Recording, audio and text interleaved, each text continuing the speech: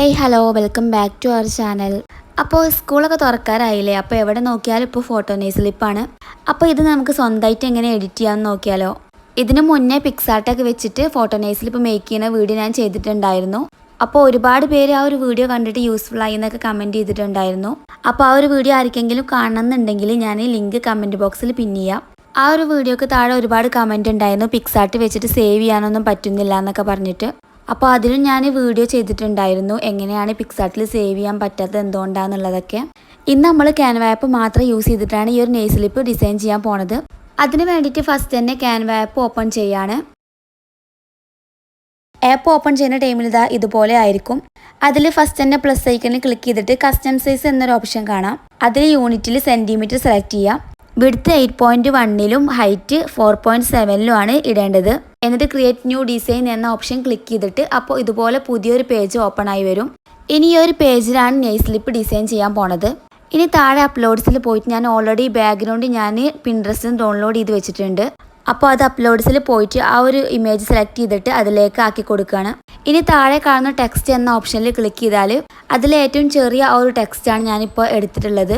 ഇനി അതിൽ class, division, roll number, അതുപോലെ സബ്ജക്റ്റ് അങ്ങനെയുള്ളതൊക്കെ ടൈപ്പ് ചെയ്ത് കൊടുക്കുകയാണ്. അതിൻ്റെ ഇടയിലായിട്ടൊക്കെ ഡോട്ട് കൊടുത്തിട്ടുണ്ട്. ഇത് ചെയ്യുമ്പോൾ നിങ്ങൾ ശ്രദ്ധിക്കേണ്ടത് എല്ലാ ലൈൻസും ഇതുപോലെ കറക്റ്റ് ആവാൻ നോക്കുക.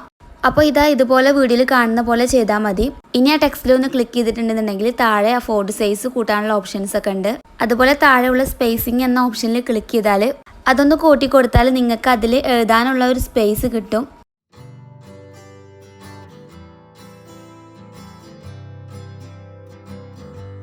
ഇനി എലമെൻസിൽ പോയിട്ട് ഷേപ്സിൽ രണ്ടാമത്തെ കേർവ് ആയിട്ടുള്ള ആ ഒരു ഷേപ്പാണ് സെലക്ട് ചെയ്യേണ്ടത്.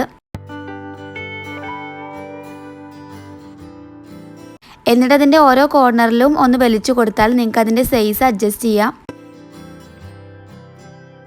താഴെ കളറിൽ പോയിട്ടുണ്ടെന്നുണ്ടെങ്കിൽ നിങ്ങൾക്ക് അതിൻ്റെ കളറൊക്കെ മാറ്റി കൊടുക്കട്ടെ. അപ്പോൾ ഞാൻ വൈറ്റ് ആക്കി കൊടുക്കുന്നുണ്ട്. എന്നിട്ട് താഴെ പൊസിഷൻ എന്ന ഓപ്ഷനിൽ പോയാൽ ബാക്ക് ഫോർവേഡ് ചെയ്തിട്ടുണ്ടെന്നുണ്ടെങ്കിൽ അത് ആ ടെക്സ്റ്റിൻ്റെ ബാക്കിലോട്ട് വരും. എന്നിട്ട് ട്രാൻസ്പെറൻസിയിൽ പോയിട്ട് ആ ഒരു ഷേപ്സിൻ്റെ കളർ ഒന്ന് കുറച്ച് കൊടുക്കണം. അപ്പോൾ ഇതുപോലെ കിട്ടും കേട്ടോ. ഇനി വീണ്ടും ടെക്സ്റ്റിൽ പോയിട്ട് ഇനി വലിയ ടെക്സ്റ്റ് സെലക്ട് ചെയ്താൽ മതി. എന്നിട്ട് നെയിം കൂടി ഞാനൊന്ന് ടൈപ്പ് ചെയ്ത് കൊടുക്കുന്നുണ്ട്. ആ ഒരു നെയിം ടെക്സ്റ്റ് ചെയ്ത് കൊടുത്തതിന് ശേഷം ഞാൻ അതിൻ്റെ കളർ ചേഞ്ച് ചെയ്ത് കൊടുക്കുന്നുണ്ട്. ടെക്സ്റ്റ് ഫോണ്ട് സ്റ്റൈൽ ചേഞ്ച് ചെയ്ത് കൊടുക്കുന്നുണ്ട്. അതുപോലെ തന്നെ ഫോണ്ട് സൈസ് ഒന്ന് കൂട്ടി കൊടുക്കുന്നുണ്ട്. പിന്നെ എഫക്റ്റിൽ പോയിട്ട് അതിനൊരു ഔട്ട്ലൈൻ കൊടുക്കുന്നുണ്ട്. നമ്മളിഷ്ടമുള്ള രീതിക്ക് നമുക്കത് ചേഞ്ച് ചെയ്ത് കൊടുക്കാം. ഇനി അപ്ലോഡ്സിൽ പോയിട്ട് ഫോട്ടോ ആഡ് ചെയ്യണം.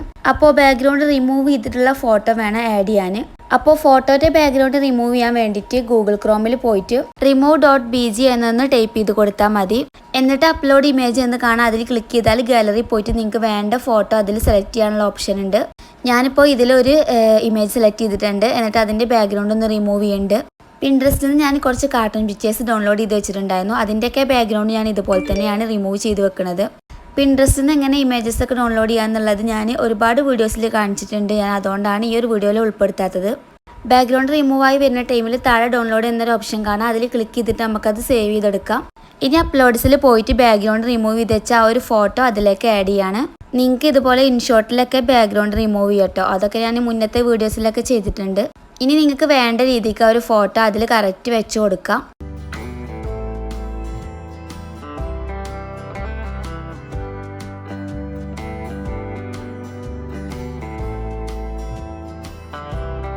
ഇനി നേരത്തെ പറഞ്ഞ പോലെ തന്നെ നിങ്ങൾക്ക് ഇഷ്ടപ്പെട്ട കാർട്ടൂൺ പിക്ചേഴ്സൊക്കെ പിൻട്രസ്റ്റിൽ നിന്ന് ഡൗൺലോഡ് ചെയ്തിട്ട് അതിൻ്റെ ബാക്ക്ഗ്രൗണ്ടൊക്കെ റിമൂവ് ചെയ്ത് വെക്കാം.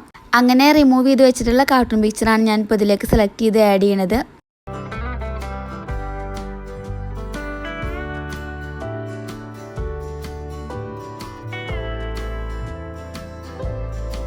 ആ ഒരു ടെക്സ്റ്റിൻ്റെ പുറകിലായിട്ടാണ് ഇപ്പോൾ കാർട്ടൂൺ പിക്ചർ വന്നിട്ടുള്ളത്.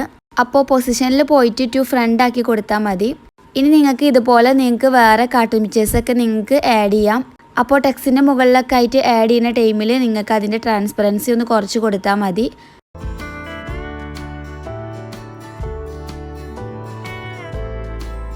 ഇനി ഇത് നിങ്ങൾക്ക് മുകളിലെ ആരോ ക്ലിക്ക് ചെയ്തിട്ട് ഡൗൺലോഡ് ചെയ്തെടുക്കാം. അതിനുശേഷം നിങ്ങൾക്ക് ഇതിലെ ഇമേജ് ബാക്ക്ഗ്രൗണ്ട്സ് ഒക്കെ മാറ്റിയിട്ട് വേറെ എഡിറ്റ് ചെയ്യണമെന്നുണ്ടെങ്കിൽ ഇതിൽ ഓരോന്നിലും ക്ലിക്ക് ചെയ്തിട്ട് റീപ്ലേസ് എന്ന ഓപ്ഷൻ കാണാം താഴെ.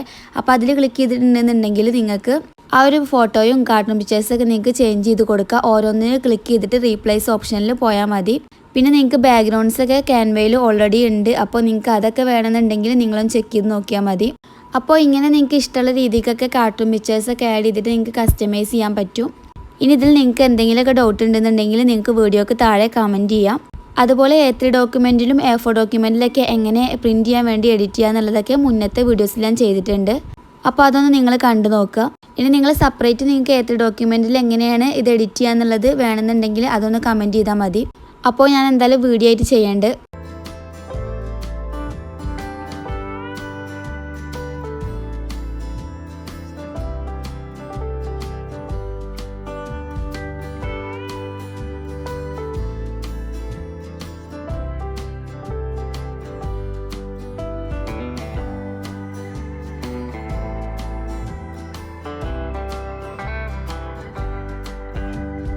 അപ്പോൾ നിങ്ങൾക്ക് വീഡിയോ ഇഷ്ടപ്പെട്ടാൽ ലൈക്ക് ചെയ്യാനും ഷെയർ ചെയ്യാനും സബ്സ്ക്രൈബ് ചെയ്യാനൊന്നും മറക്കരുത്.